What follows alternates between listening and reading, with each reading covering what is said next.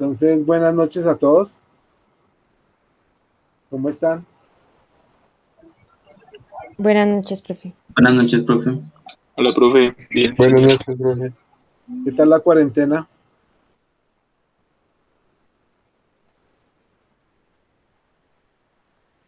Bien, profe, bien. Ah, bueno. ¿Sí vieron que nos la aumentaron? Sí, Bueno, hay que tener paciencia.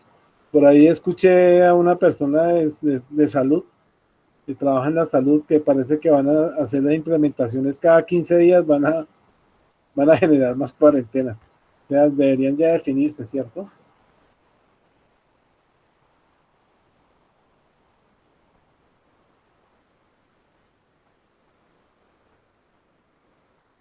Bueno, muchachos, entonces tengo que comentarles una cosita que ya la comenté en el encuentro anterior, pero es importante que la manejemos. Nosotros en la institución, en la universidad, tenemos unos programas. Uno de los programas es Fluidez Digital y el otro programa es ECO. Fluidez Digital tiene que ver con las herramientas TIC y básicamente con los programas que tenemos que manejar. Dentro de esos programas está el Excel. Entonces, con el programa de Fluidez Digital, el que necesite mejorar su condición de Excel puede contactarse con el ingeniero Fabio González. Él está todos los lunes, de los lunes a viernes, está de 5 a 6. Y está siguiendo Caterina.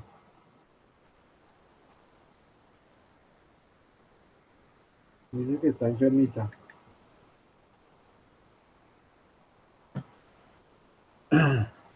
Y entonces el que quiera mejorar su conocimiento en Excel puede pedir una tutoría con, con este ingeniero, con el ingeniero Fabio González en Fluidez Digital.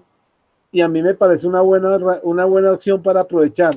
Fabio sabe mucho Excel y el que quiera profundizar más en Excel ahí no es solamente las hojas que hemos hecho, en Excel se pueden hacer tablas dinámicas y se puede programar. Entonces el que quiera profundizar más en Excel podría hablar con él para que les enseñen esas actividades que podemos hacer en Excel. Y lo otro es lo del programa ECO, es la parte de documentación y de textos y de investigaciones y de ensayos. Igualmente, el que quiera mejorar su redacción, su forma de redactar unos objetivos, unas conclusiones, las normas triple E, puede dirigirse al programa ECO. El programa ECO está de lunes, martes y miércoles de 5 a 9, pueden pedir la tutoría. Y me parece muy importante porque ustedes van a hacer su proyecto integrador el próximo semestre.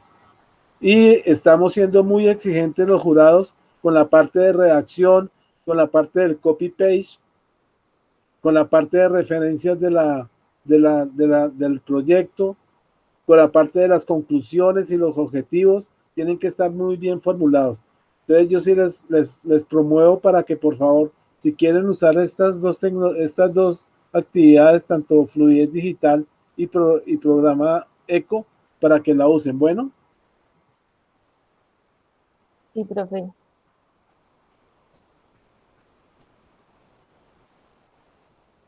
ok. Entonces, hoy vamos a terminar el tema de fraccionamiento. Vamos a ver primero un video para recordar cómo sería una torre de destilación. Entonces vamos a ver primero el video. Vamos a compartir pantalla.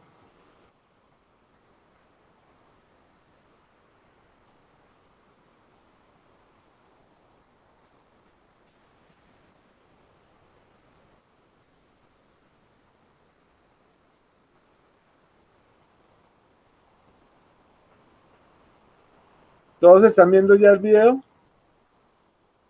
Sí, ahí se ve la pantalla, profe. Sí, profe.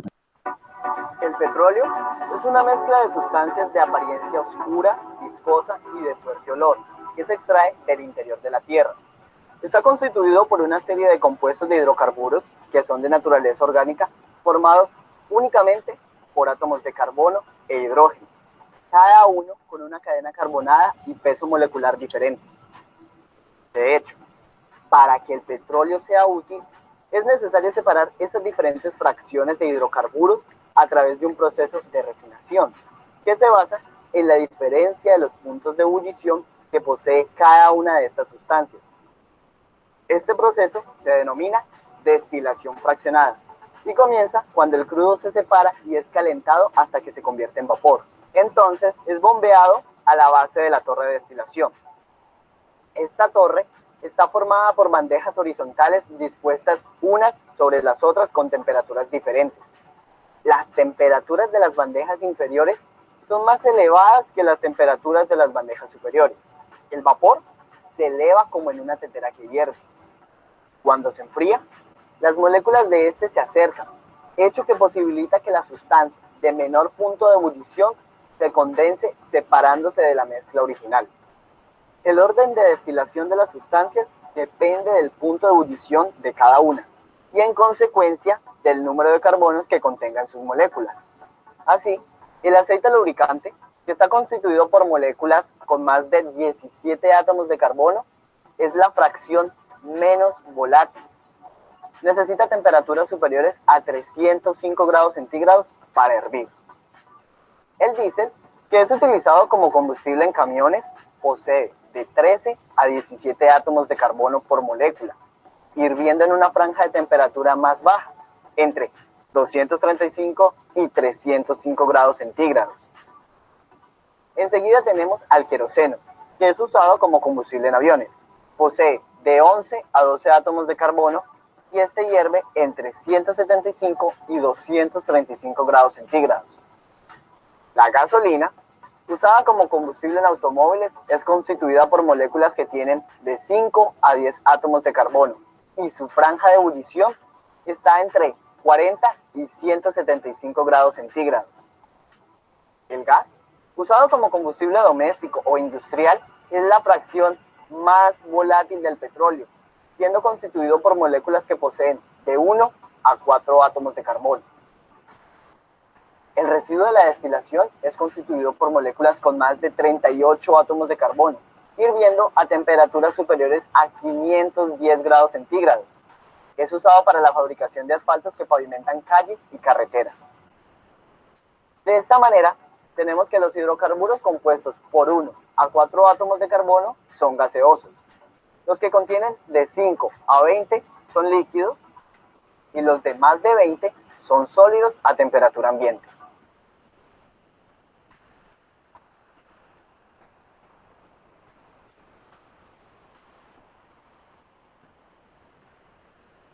Listo.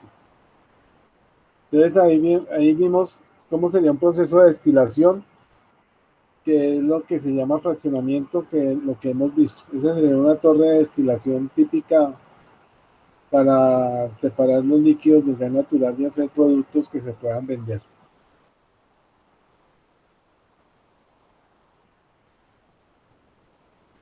Entonces vamos a terminar el tema.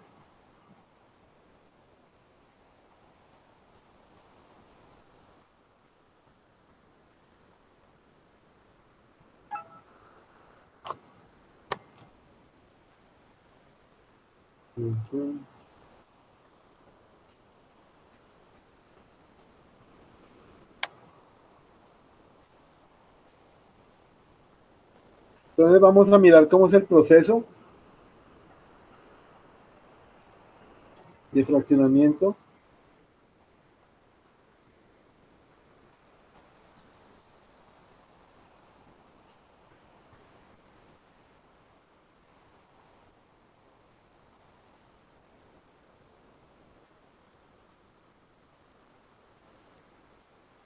Entonces, en la planta entra, el calor se introduce al rehervidor para producir los vapores de despojo.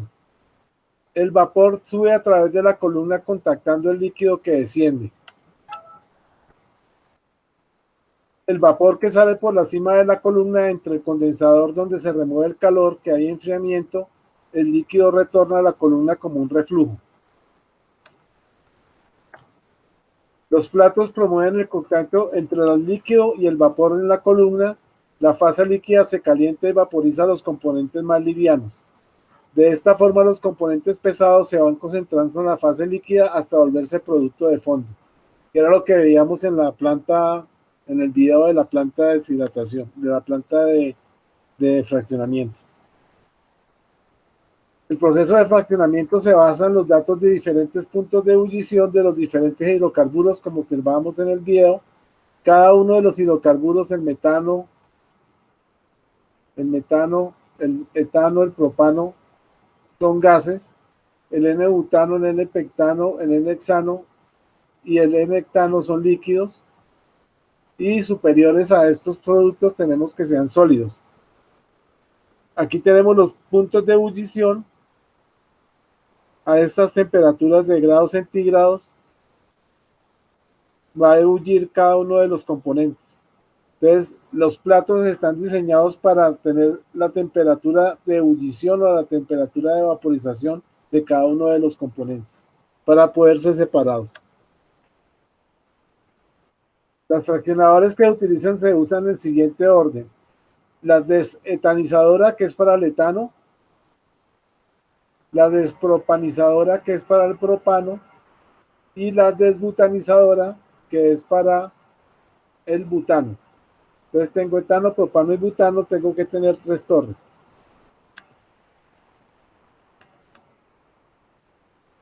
Acá vemos una descripción del proceso, el de etanizador, el de propanizador y el de butanizador. Vemos las temperaturas a las que se maneja el rehervidor, 240 o 180 grados Fahrenheit, 250 grados Fahrenheit, y vemos las temperaturas que manejamos en la torre de fraccionamiento. Acá tenemos la presión de 425 psi, la presión de 315 psi y la presión de 100 psi. ¿Qué es lo que sucede acá? Entonces entra la corriente con los hidrocarburos a 240 grados Fahrenheit, me va a hervir el etano va a salir por acá y el gas va a salir por la parte superior. El producto en la parte inferior pasa a la torre de propanizadora y lo mismo sucede, el mismo proceso. El propano sale por la parte superior y en la parte inferior me quedan los otros hidrocarburos. Estos hidrocarburos entran al debutanizador y me van a producir gas natural y me va a producir el butano. Entonces, ahí estoy consiguiendo los 3 productos con este sistema de cascada. Esto es lo que se llama sistema de cascada. Aquí tenemos otro proceso. Aquí entra el gas natural. Y tengo mi torre de etanizadora, de propanizadora, de butanizadora y ya la torre para fraccionar gasolina. Entonces acá puedo fraccionar etano, propano, butano, los 2 butanos, isobutano y N-butano, y al final tengo los pentanos libres y tengo por la parte inferior, puedo obtener la gasolina y acá los residuos que como vimos pueden ser alfaltenos que son utilizados para las carreteras. Entonces esta sería otra configuración de una planta de deshidratación. Aquí tenemos los parámetros típicos de las torres. Acá tenemos todas las torres, la de metanizadora, la de etanizadora, la de propanizadora, la de butanizadora, los que separan butanos y la despojadora de aceite rico. Tenemos las presiones de operación, el número de platos que debe tener la torre, la relación de reflujo y la eficiencia del plato. Entonces, con estas condiciones son los parámetros típicos en los que va a operar cada una de estas plantas. Por ejemplo, la demetanizadora va a operar entre un rango de 200 y 400 grados de presión PSI.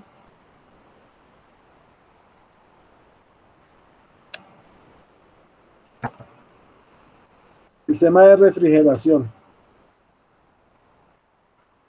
Entonces, algunas aplicaciones incluyen la recuperación de líquidos de gas natural con este sistema, recuperación de gas licuado del petróleo y podemos obtener reflujo condensado de fraccionamiento de hidrocarburos ligeros y plantas de gas natural licuado. Entonces, este método de refrigeración nos sirve para producir todos estos componentes. LGN, líquidos de gas natural, GLP, gas licuado del petróleo y gas natural licuado.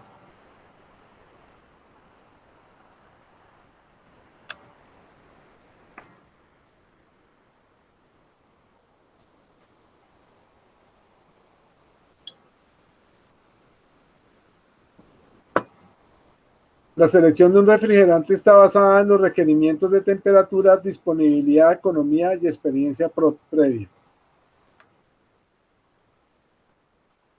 En una planta de procesamiento de gas natural, el refrigerante común es etano y propano. Se usa el etano y el propano como refrigerante. En una planta de olefinas, etileno y propileno están fácilmente disponibles. Propano o propileno pueden ser apropiados en una planta de amoníaco, para una planta de amoníaco.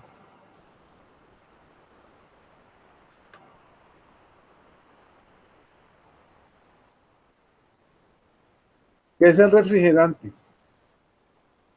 Entonces, como vimos, hay diferentes tipos de refrigerante, por ejemplo, el etano y el propano. Entonces, es un fluido usado para transferir calor en un sistema de refrigeración, el cual absorbe el calor a baja temperatura, presión y los expulsa a una alta temperatura y presión. Eso es lo que es un refrigerante. ¿Qué es la tonelada de refrigeración? Es la cantidad de calor requerida para derretir una tonelada de hielo en 24 horas y es equivalente a unos 1200 BTU por hora a 32 grados Fahrenheit. Eso, los refrigerantes los medimos en toneladas.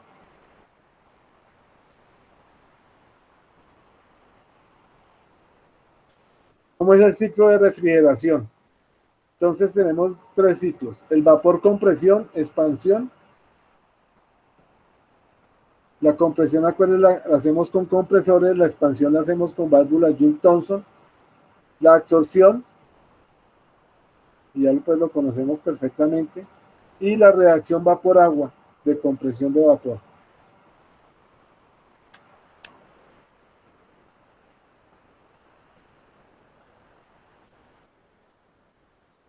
La refrigeración puede ser desglosada en tres pasos distintos: la expansión, la evaporación y la compresión. Esos serían los tres pasos que tenemos que hacer de refrigeración.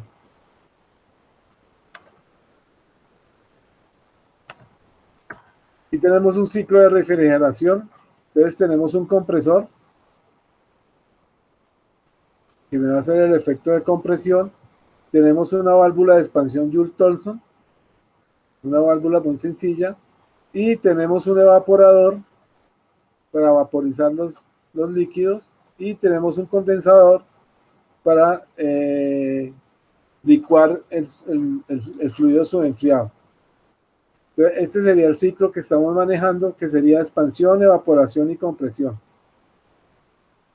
Aquí tenemos el evaporador, el compresor y la válvula de expansión. El número de niveles de refrigeración depende del número de etapas de compresión requeridas, etapas internas de transferencia de calor, costos y tipo de compresión.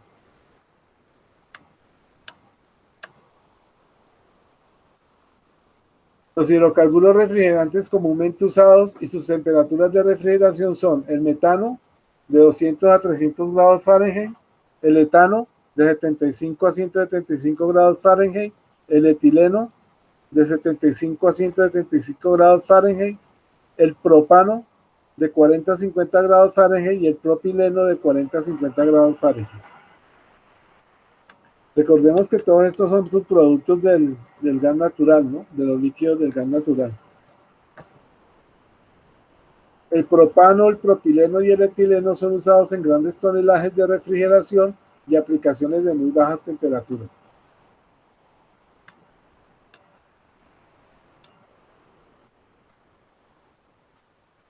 Para especificar el requerimiento del funcionamiento del sistema se debe definir, primero, la temperatura más baja del refrigerante, teniendo en cuenta la pérdida de la transferencia de calor que puede ocurrir en el evaporador.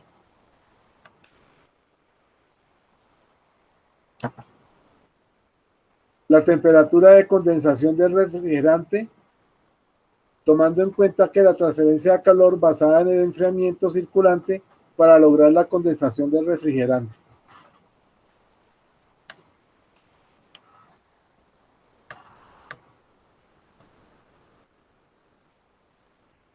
Uno de los refrigerantes más recomendados es el amoníaco, ya que es un refrigerante que sus costos son bajos y el equipo, el costo de su equipo inicial también es no es muy costoso. Entonces es muy utilizado el amoníaco como refrigerante.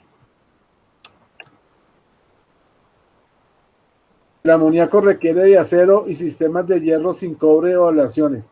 Entonces, es muy importante porque en los costos hemos visto que cuando tenemos materiales que nos pueden producir corrosión, tenemos que usar tuberías de acero al carbono. Entonces, estas tuberías de acero al carbono lo que me van es a proteger la tubería de la corrosión. Con el amoníaco solamente requerimos acero y no necesitamos aleaciones especiales para manejar las tuberías del proceso.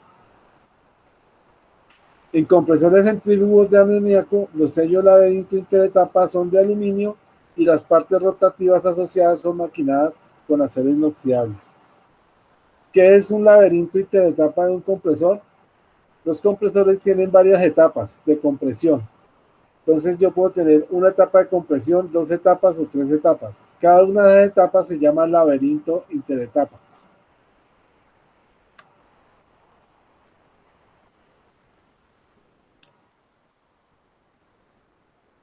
El sistema me puede recuperar niveles de líquido de propano del 85%, de butano del 94% y de pentanos mayores el 98%.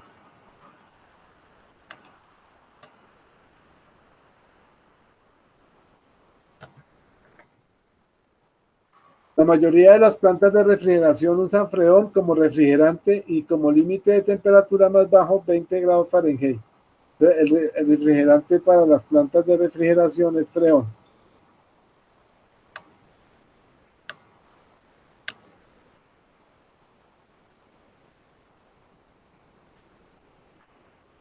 Y otro sistema que se llama el sistema de absorción, que es un aceite de tipo querosene, es circulado a través de la planta. A este se le denomina aceite pobre y se utiliza para absorber los componentes livianos del gas. Los componentes livianos son separados del aceite rico y el aceite pobre es reciclado. Entonces, esto es como un proceso de deshidratación en el cual tengo un líquido pobre. Este líquido pobre absorbe los componentes livianos, o sea, absorbe el propano, el etano y el butano, y son separados en un aceite rico. Y el aceite pobre se recicla otra vez. Es como un proceso cíclico.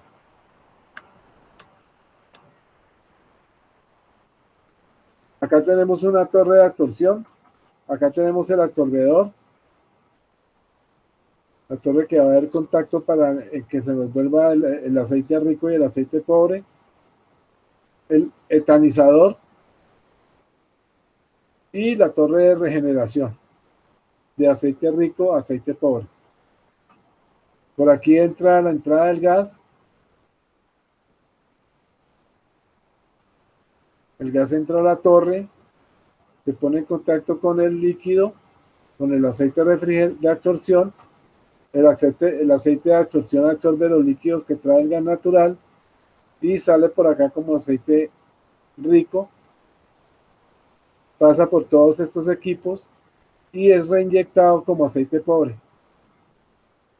El gas natural limpio sale por la parte superior. Y sale a planta de proceso.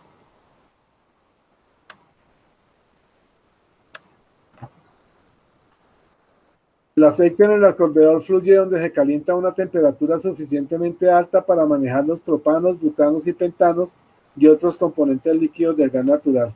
Entonces aquí voy a separar propanos, butanos y pentanos.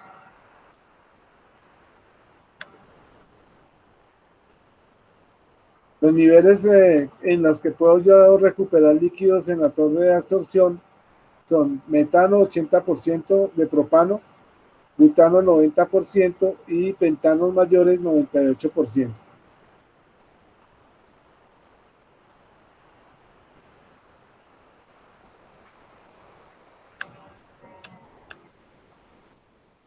También tengo un sistema que son plantas criogénicas. Entonces, en una planta criogénica el gas se enfría a de 100 grados Fahrenheit, de 100 grados Fahrenheit a 150 grados Fahrenheit por la expansión a través de una turbina o de una válvula Joule-Thomson o del efecto de Joule-Thomson, que ya sabemos que es el cambio de presión, la reducción de presión por medio de una válvula. Al reducir la presión se nos van a precipitar los líquidos.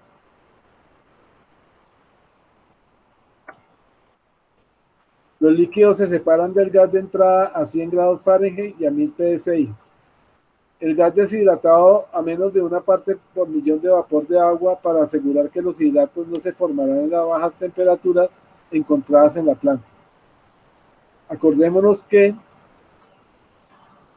los hidratos dependen de la temperatura del gas y de la composición del gas. Acordémonos que esta temperatura, si pasa la temperatura de hidratos, o sea, se reduce la temperatura, me va a precipitar el hidrato. Acordémonos que estos hidratos nos van a causar depósitos que nos van a obstruir el flujo en las tuberías, en los separadores y en los compresores. Para deshidratar el gas natural en esta planta criogénica se usan tamices moleculares.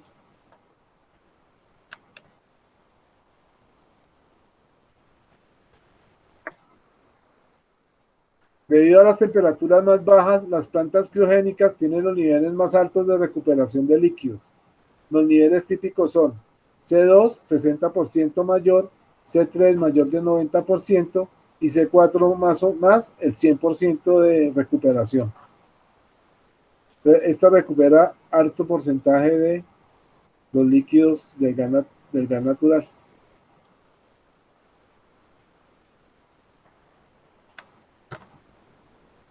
Vamos a mirar un cuadro comparativo de los sistemas. Entonces, en el proceso de absorción, el nivel de recuperación de líquidos es C3 80%, C4 90%, C5 más 98%. En el de refrigeración, propano 85%, butano 94% y pentanos más 98%. Y en las plantas criogénicas, C2 mayor del 60%, propano mayor del 90% y butano casi el 100%. Entonces la planta criogénica nos va a reducir casi todo el 100% de productos del gas natural a productos líquidos. ¿Cómo elijo el sistema? Las plantas criogénicas son las más diseñadas en la actualidad para ser instaladas, ya que producen la mayor cantidad de recobro de líquido, como lo observamos casi el 100% de líquidos. Son simples de operar y fáciles de empaquetar, aunque algo más caros que las plantas de refrigeración. Son un poco más costosas que las plantas de refrigeración.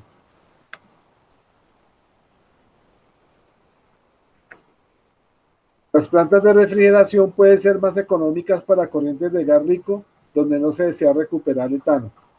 Las plantas de aceite pobre o de absorción son caras y difíciles de operar.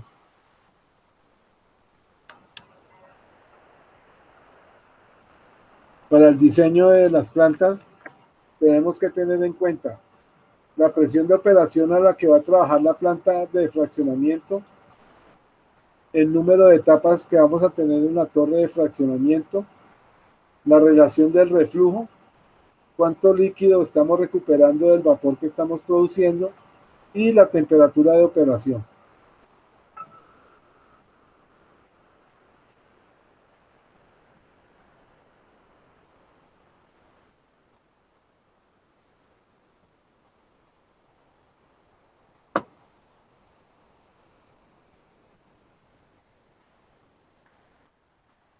Aquí tenemos los números de bandejas típicos y los rangos de presión para diferentes tipos de fraccionamientos. Entonces, para absorbedores ricos en aceite, la presión está entre 200 y 1100 y el tipo de platos está entre 24 y 30 platos.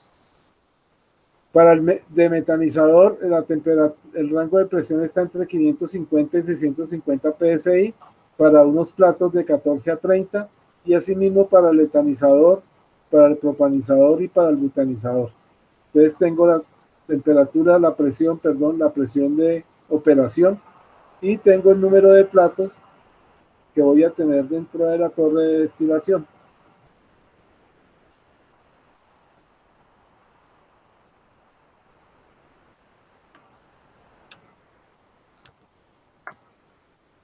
Con respecto a la presión de operación, es el medio de enfriamiento disponible. Entonces, el aire de temperaturas de 115 a 125 grados Fahrenheit, el agua en temperaturas de 95 a 105 grados Fahrenheit. La volatilidad relativa entre los componentes claves de separación.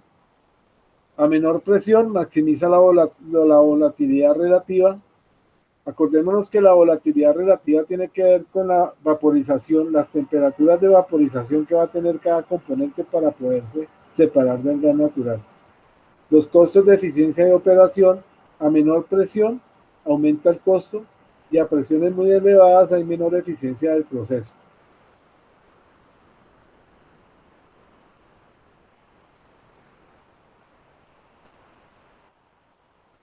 ¿Qué consideraciones debemos tener para el diseño de la columna? Entonces, la columna de fraccionamiento produce una separación deseada, mínimo reflujo con un número infinito de etapas, un reflujo total con un mínimo número de etapas.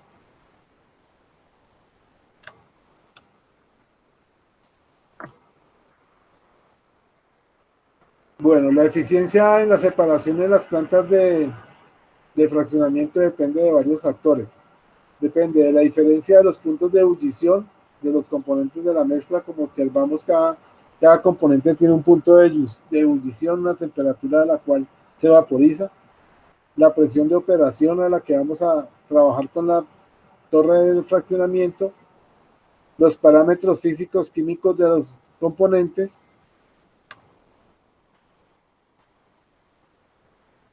Esas serían las consideraciones para el diseño. ¿Cómo se hace el diseño de la torre? Entonces, hay que establecer la composición del alimento, o sea, qué líquidos van a entrar a la torre de fraccionamiento, el caudal de flujo, la temperatura y la presión de operación. Hacer una partición de los productos en la columna y establecer la temperatura y la presión de operación. Con la presión de la columna, calcular la temperatura del rehervidor y calcular el mínimo número de etapas teóricas, o sea, el número de platos teóricos que voy a usar en la planta de fraccionamiento.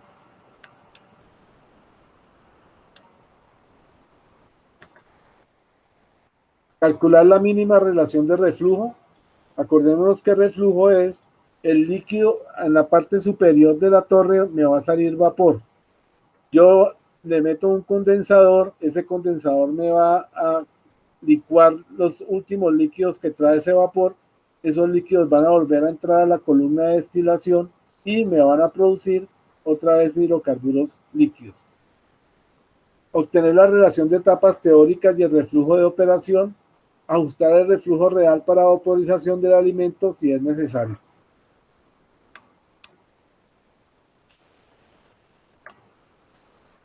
¿Qué nuevas tecnologías tenemos de fraccionamiento? Una de las nuevas tecnologías es usar un solvente para separar el nitrógeno de los componentes hidrocarburos. Este proceso tiene la ventaja de no requerir de la remoción de CO2 o de la deshidratación profunda del gas natural. O sea, puede venir contaminado el gas natural con CO2 y con agua, y el proceso funciona eficientemente.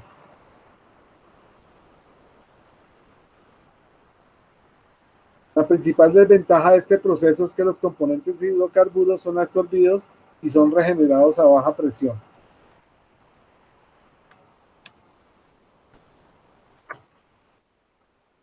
Como son regenerados a baja presión, el costo de recompresión será muy alto. O sea, el costo que colocar un compresor para que me aumente la presión de estos hidrocarburos que estoy produciendo. Se requiere grandes caudales de recirculación y de bombeo. Otra tecnología alternativa utiliza tamices moleculares para separar el nitrógeno. Esta tecnología también tolera el CO2 y el agua. Los tamaños del lecho de los tamices moleculares son proporcionales al volumen de gas siendo tratado.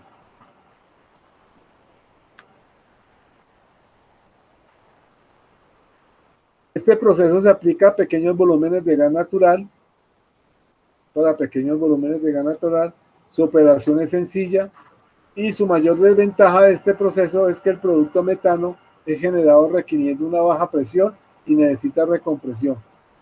Siempre que generemos productos a baja presión, después de un tratamiento de una planta de fraccionamiento, necesitamos instalar un compresor para elevar la presión y poder llevar este líquido a su disposición, ya sea para la venta o sea para almacenamiento, pero necesitamos instalarle compresores. Los costos de compresión son muy altos, los compresores, los costos son muy altos, por eso es importante que los productos no salgan a baja presión, sino que tengan una presión lo suficientemente efectiva para poderse transportar.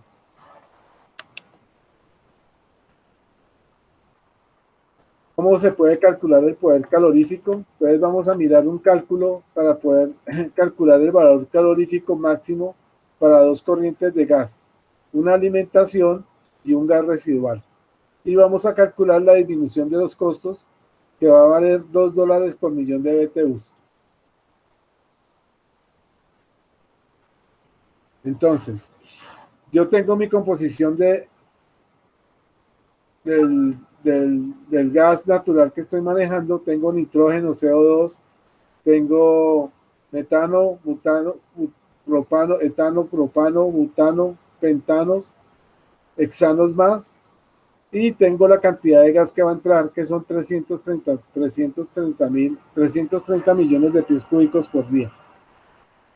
Del gas residual también tengo la concentración. Ambas concentraciones me tienen que dar 100%. El gas residual, el caudal va a ser 295.862 millones de pies cúbicos. De las tablas de gas natural, voy a sacar el poder calorífico que tiene cada uno de los componentes. Observemos que el nitrógeno, el BTU es 0. El poder calorífico es 0. El CO2, el poder calorífico también es 0. Para el metano, el poder calorífico ya empieza a aumentar, 1110, y va aumentando a medida que aumento la cadena de hidrógenos y de carbonos, aumenta el poder calorífico del gas natural y de los líquidos que tengo en el gas natural. Entonces, ¿qué calculo yo? El BTU por pie cúbico estándar para el gas de entrada va a ser igual a 1, la fracción molar, por el poder calorífico del nitrógeno, que es 0, 1 por 0 da 0. Lo mismo nos pasa con el CO2, nos daría 0. Multiplicamos 85% por 1010, lo multiplicamos por la fracción en 0.85 por 1010, nos darían 858.50, y así sucesivamente multiplicamos todas las fracciones molares por el poder calorífico para obtener el poder calorífico de la mezcla. Sumamos ese poder calorífico, sumamos cada uno de los poderes caloríficos que tenemos aquí, y el total me da 1115. Ese sería el poder calorífico de la mezcla de gas que está entrando. Igualmente calculamos el poder calorífico para el gas residual. Acá tengo la fracción molar de cada uno de los componentes del gas residual. Lo multiplico por su cantidad de poder calorífico y voy a obtener el poder calorífico de la mezcla de gas residual que estoy teniendo a la salida de la planta. Para este caso el poder calorífico es 971.24. Así yo puedo calcular el poder calorífico de una mezcla de gas, tanto a la entrada como a la salida. Entonces, el valor de disminución va a ser igual a 330 millones de pies cúbicos por día por 1115.01 BTU por pie cúbico, menos 295.862 pies cúbicos día por 971.24 BTUs por pie cúbico. Estos fueron los poderes caloríficos que yo determiné. El valor de la disminución va a ser en BTUs, porque se nos cancelan los pies cúbicos, que nos cancelan los pies cúbicos, va a ser igual a 80.600 millones de BTUs. Esa sería la disminución de poder calorífico que entró, del gas que entró a la entrada y el gas que salió a la salida, o el gas residual, se redujo el poder calorífico en 80.600 millones de BTUs. Para un valor de $2 de millón de BTU, será la disminución en costos, va a ser 80.600 millones de BTUs por 2 millones de BTUs, nos va a dar una disminución de costos de $161.200 por día. Entonces, esa sería la disminución de costos que voy a tener del gas de entrada al gas de salida, reduciendo el poder calorífico. Nosotros reducimos el poder calorífico de 1.115 a 971. Esa reducción en el poder calorífico equivale a 80.600 millones de BTU y en dólares equivaldría a $161.200 por día. La reducción del poder calorífico. Vamos a hacer unas preguntitas.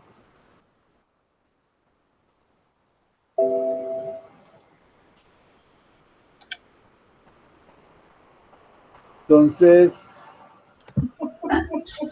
¿qué tipos de torres fraccionadoras tenemos? ¿Me pueden nombrar una torre fraccionadora?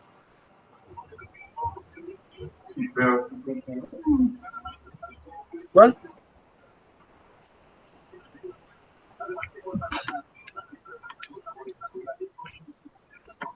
Recuerda que tenemos 3 tipos de torres.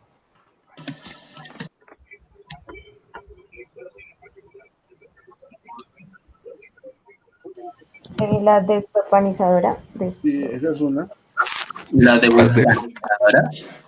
Entonces tenemos Despropanizadora. depropanizadora y debutanizadora. Son los 3 tipos de torres que tenemos. ¿Qué es el sistema de refrigeración?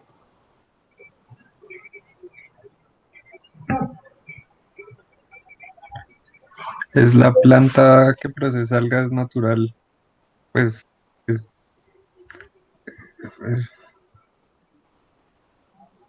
O sea, el fraccionamiento lo hacemos con un refrigerante. Acuérdense que el Sí. refrigerante puede ser un líquido como el amoníaco, como el tolueno. ¿Ok? sí, profe. Entonces se usa un refrigerante que me va a enfriar el gas natural y me va a producir los hidrocarburos líquidos.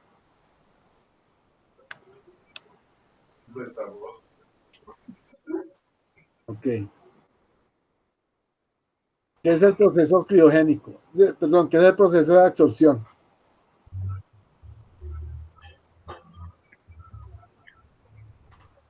¿Qué es el proceso de Es el, absorción? es el proceso para retirar los componentes livianos del gas, ¿no?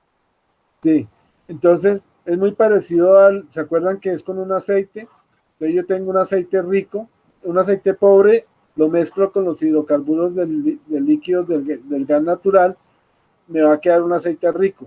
Lo tengo que regenerar para separar el aceite pobre y el aceite rico y volver a hacer el ciclo de inyección. Y un sistema criogénico, ¿cuál es la capacidad de un sistema criogénico? Para formar líquidos del gas natural.